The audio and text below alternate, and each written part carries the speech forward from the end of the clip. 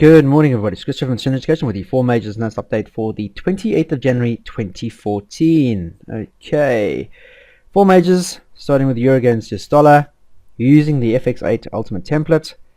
And what we want to do straight away is look and see what has happened on Monday.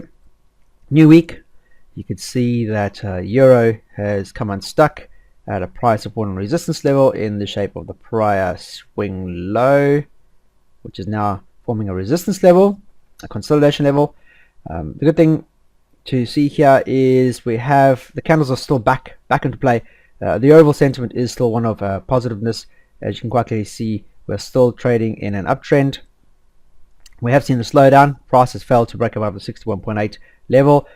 However, you'll notice that we had a week ago we had a number of red candles after a red arrow. However, those candles were forming above a monthly fib level, as well as trading or forming above the institution moving average. Ideally, if they had actually formed below the institution moving average and below the monthly fib level here, then it would have given us a lot more true sentiment for negativity or change in direction, long-term trend.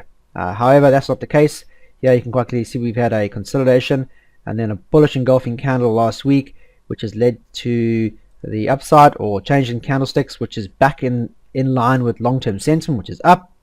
And we do have a blue arrow. However, the candlesticks recently have been indecisive, a lot of exhaustion, and this exhaustion has started to be plotted at a price support and resistance level. So if we go down into our 4-hour time frame, that will become a lot more apparent. You can see that price over the past couple of days has been fighting with the institution moving average and also a price support and resistance level here through the 10th of Jan, the 14th of Jan, in fact, a full week of resistance. So I mentioned yesterday one of our students wanted to know was there a clear opportunity to trade euro against US dollar. I clearly stated that there wasn't in fact one, because we need to wait on buying our time for a genuine breakout. We did get a breakout. Yeah, you can quite clearly see a nice bullish engulfing candle break above the prior support and resistance level here intraday, also above the institution. And what we want to see was the 4 requirements of our strategy template being in favor before we looked at any opportunity. So we needed, in this case, a blue arrow, which we did get way down here in this consolidation band.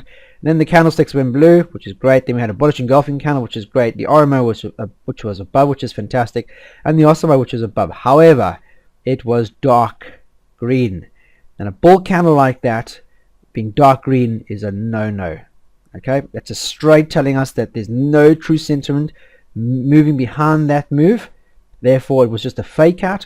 And sure enough, the next 4-hour candle that played out was a tweezer top, because it engulfed the prior bull candle in this case, and subsequently led to price now moving to the downside. There was no genuine sentiment kicking that off. That was just a fake out, a clear this is the dumb money trying to rally into a trade that's not really there. There was no given sentiment in that. And subsequently what happened was price just converted to the downside. And you'll notice that on our 4-hour, now you can see we had another exhaustion candle here, shooting star. This is all happening around a major support and resistance level, and the shape of the resistance level highs here last week, but also the institution moving average. And you can see that the intraday sentiment now is one of negativity, but the R squared isn't complementing some of that. So there's a lot of indecision creeping into our short-term setup, and as long as we don't see price moving with true sentiment over here, then there's likely for price to then revert to the downside, and she will then target the prior support and resistance level we've just come from. So a lot of consolidation around the 13, 52 and 18 mark, just before the 50% retracement on the monthly. So we could look to see that as a potential trade target. However, we need to see a nice bearish engulfing candle here on the 4-hour. You'll notice the last 4-hour that has just closed. It's not all that decisive because it hasn't broken the price swing. We want to see more of a directional. We do have a red arrow. The candlestick is red now, which is great. RMO is below, and the OSMO indicator is below, but not a genuine bearish engulfing candle of such. We want to see more sentiment drive. So wait for the next 4-hour candle. We do have meetings today for the ECOFIN meeting. Nothing else, to be honest with you. There's a lot of data this afternoon, however, for the US market, and surprisingly, a lot of the US data, they're expecting contraction on those figures. Core durable goods order month to month coming out this afternoon at 1:30 GMT was a positive 1.2%. The previous figure, they're expecting a forecast of 0.7. So a contraction there, and quite a healthy contraction of 0.5, which is not all that great. If it does come out around that figure or lower, you can expect further contraction or consolidation for the US dollar against any of its crosses, which would then, in this case, push the euro higher. If it indeed came out stronger, then that would push the euro lower, and we could get our confirmation to the downside. There's also the S&P, the composite 20 HPI year-on-year figure. There's slight of 0.1% increase in that on expansion. And then we have the CB consumer confidence. That's a really important one. 3 p.m. GMT this afternoon, confidence index, which is important. The previous figure was 78.1. They're expecting 78.3, so a 0.2 difference. But as long as it's that confidence is expanding, then we should be looking for overall ups for the US market. Financially, confidence is a leading indicator of consumer spending. As I said, get that spending wheel going, then the production wheel going, etc. It's just a spin-off. Okay, so very, very important to get that in the right direction. So here, clearly consolidating. So what we want to see is a genuine breakout either side. So what you can do, go to your shapes, rectangle here. You can just put in a color, change the color if you want to. So this is no trade zone. So ideally, if we are seeing further continuation, then we need a bullish engulfing candle close higher. If we're seeing a bearish intent, as it's starting to look like at the moment, then we want to see a genuine 4-hour candle break lower, and then we could target either side, the current lows that we've just come from or the current high that we've just been. Okay, on to sterling here. The overall sentiment here is far better than the euro against US dollar. You can clearly see that a more directional indicator box here in terms of where, and you can see it's very much upside. We've seen a lot of positive news out of sterling over the last couple of months, in fact, leading into the new year, and that we had a lot of consolidation here, however, but you can see the overall sentiment was still one of highs because there was no red candles. Remember, the 4 requirements of this template are red arrow, red candle, RMO, OSMO. Here you can see we had a lot of red arrows recently, but not once did the candlesticks change. And you'll notice that we're trading at a major support and resistance level. Excuse me. Not only is it the 38.2 monthly fib level, but you'll notice there's a red horizontal line above me, and that constitutes to the yearly resistance level high. Okay, at that red line there, over the last 4 years, prices failed to break above that level. So that constitutes to a psychological major resistance level. Okay, so we need to get above that. Sterling has been showing a lot of growth. Fantastic. Happy days. Everybody's good for that. However, if she cannot get above that hurdle, then the psychological, emotional side of it, the psychological side of it, apologies, will then start to act negatively on price, and she will be dragged down. We had the same scenario in 2009, same scenario in 2011, same scenario in 2012, and there could be the same scenario happening now at the start of 2014. Okay, so it's imperative that this month, in fact, actually closes higher. If she fails to close higher, then we're going to start seeing more consolidation. The longer we see consolidation for 2014, the more likely she's going to start looking negative, because people are not seeing any true directional, in this case, growth, and they're going to start putting their money out and then looking for something else. And what will happen is sterling will start taking on a more negative stance, and then we could see pullbacks or consolidations. We've been in a consolidation with sterling against US dollar since 2009, guys. It's just been trading to this level and pulling back, trading to this level and pulling back. So that's exactly what could happen. However, you can see here quite clearly a bit of an indecision intraday, but not really to be fussed about, because those are too short a time frame. But you can see the overall sense was still wanting to move higher. The past couple of days we had an attempt of that major support and resistance level high. The good thing is it's still happening above the monthly fib level, which is great. Happy days. We want that to be above it, because you can quite clearly see before price was actually resisted by the monthly fib.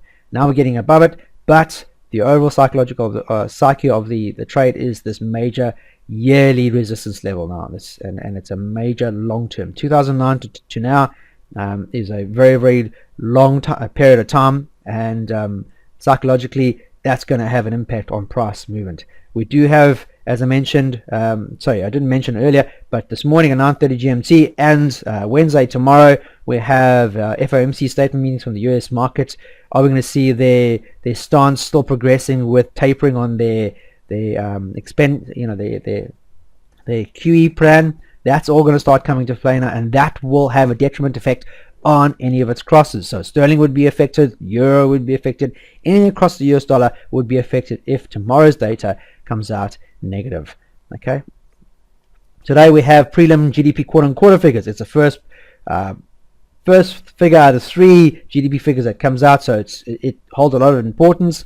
They're expecting a slight contraction. Okay, we've had a lot of expansion for our GDP figures here in the UK, which has made it one of the best of the westernized countries to show positive growth across the globe, and expecting a 0.1% contraction. Not really good. That means we're taking a step back to start for the first month of the first quarter of the new year, which is not great.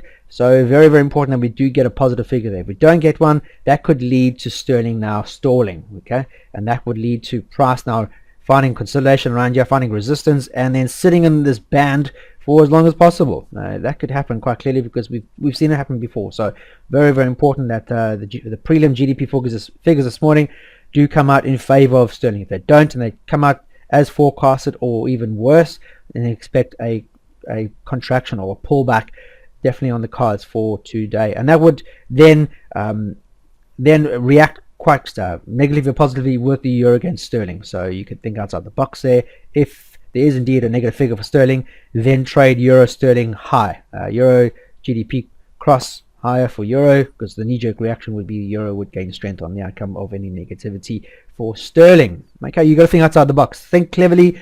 Don't do a lot of work, just think what would happen, how it would have a detriment impact on other pairs around it. US dollar Swiss franc. Yeah, I mentioned we've had a slowdown. We are on a negative trend. Okay, you can quite clearly see that just looking straight away at the indicator box. A lot of negativity long term. However, we are seeing some positiveness on our intraday time frames as prices consolidated here since the best part of December, November, end of November, December. We saw consolidation at the monthly fib level here at 38.2, and then the longer we went sideways, the more likely price was starting to look more positive, and sure enough we had a consolidation bounce. However, that was short and sweet when price fell to break above the institution moving average on the daily, but also to fail to break new highs. Yeah, consolidation highs, resistance level highs through most of January, and the outcome was bearish engulfing candle, and that pretty much has now pushed price lower again, and doing so taking us back below a price support and resistance level low. You'll notice that the candles have gone red again, and the red arrow, the candles at the RMO and OSMO all below. However, we've seen consolidation, so we want to see this intraday support level being breached. So now if I go down to my 4-hour time frame, you can see that price is now trading below the institution, which is a negative indication. We are seeing a pullback, so we want to see now price being resisted at the current level now at the underside of the institution to then start the continuation. Breakout, pullback, continuation. That happens 90% of any trades. Break of the institution, moving average, the pullback, and then the continuation higher. It's no different here. Breakout, the pullback, and then the continuation. We're expecting continuation, so we want a bearish engulfing candle here. Nice bearish engulfing candle would go a long way in actually then moving with price action long term. On the 4-hour, there's still a healthy couple hours to go on that, but once we do get a bearish engulfing candle here, then we could start to look back to the area we've just come from. You'll notice that a number of months ago, 38.2 level was a major resistance level. That could be our target, and from where price is trading right now to that level is a healthy 124 pips. 4-hour candle will eat into a lot of that. We've got to see a red arrow, a red candle. The RMO would have to be back below the zero level, OSMO back below the zero level, and then we can look for the outcome. At the moment now we have a blue arrow, blue candle, RMO is above, OSMO is above. However, there is no true buy here because we have a major support and resistance level in the shape of the institution moving average right there where price is trading at. We're trading at a major support and resistance level in shape of prior resistance, prior support, and then potentially prior resistance again. So if this is to be genuine positiveness, we would need to see a bullish engulfing candle. Okay, follow the rules of the template, guys. And then if we do get that, then we can target the prior high we've just come from, which is roughly around 91.24. Get above the institution, get a nice bullish engulfing. We have 137 odd pips to that target. However, the 4-hour candle will eat into a lot of that, so you could expect at least 60 plus on top of that, so no different. US dollar, Japanese yen. A lot of positiveness upside. However, resistance level recently failing to get above the monthly 61.8 fib level, which has then seen price pulling back or consolidating, and each attempt she's made to try and rally, she's made lower swings. She's failed to break above the prior high. So here's a swing low, moved higher, failed to break that high, moved lower, failed to break that high, moved lower. Bearish engulfing candle here has really set the tone for this, and you can see the negativity last week. However, this week on Sunday evening, we saw a bit of positiveness for the US dollar against Japanese yen. Monday saw buying sentiment coming in. However, you'll notice that price is now trading at the underside, there we go, of the prior tweezer bottom. Okay, so we've broken out of the price support. Now we're pulling back into the price support. This is likely to be a new resistance. Okay, likely. However, you look at the overall sentiment is one of upside.